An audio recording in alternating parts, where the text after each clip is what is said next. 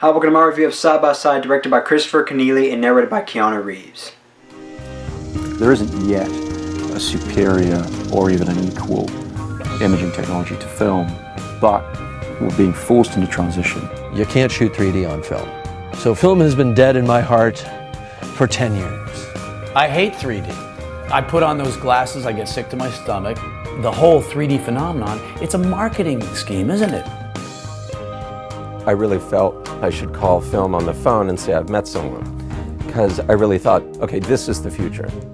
The issue is it's different. How is it different, and how do you use it to tell a story? It's up to the filmmaker.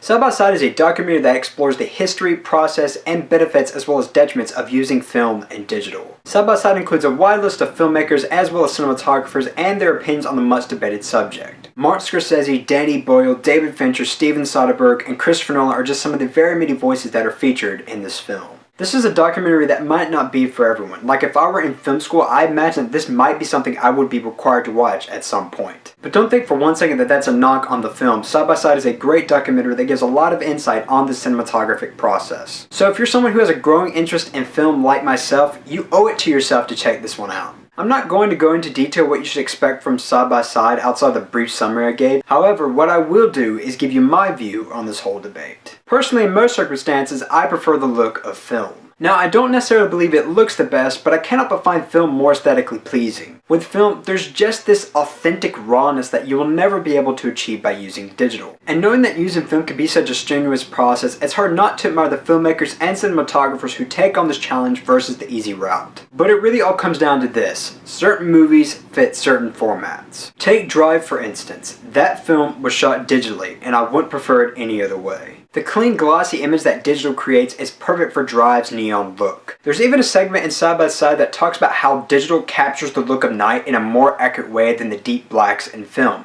and that is very true. But just because digital is right for some films doesn't mean it's right for all films. Look at a drop-dead gorgeous movie like The Master or There'll Be Blood. Those movies were shot with film, so I'd hate to imagine those movies being shot in any other way. But that's the problem. Film cameras are no longer being made, so unfortunately, slowly but surely, film is becoming extinct. As for the cinema, I can't remember the last movie I saw that was presented on film. And that's seriously unfortunate for those who want to see a movie the way the filmmakers intended it to be seen. I'm going to start wrapping this up. The only problem regarding Side by Side is its lack of advocates for film. Besides Christopher Nolan, Wally Pfister, and a couple of other cinematographers, I really don't remember anyone else who was standing up for film. Paul Thomas Anderson, Quentin Tarantino, and Steven Spielberg are just some of the very many filmmakers who are huge advocates for film. So my question is, why weren't their voices included? Overall, Side by Side is a must-see for film enthusiasts. I give Side by Side a 4 out of 5. I'm Colyn Kirkland, and thanks for watching.